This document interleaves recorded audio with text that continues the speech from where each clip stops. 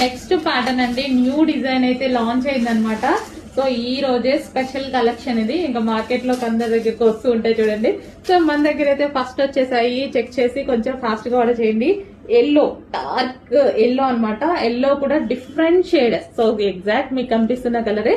దీనికి వచ్చేసి violet combination చాలా బాగా ఇచ్చారు. Violet combination.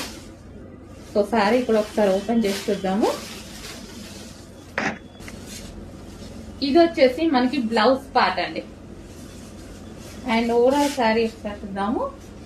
వావ్, ఎల్లో కూడా చాలా డిఫరెంట్ గా ఉంది కదా.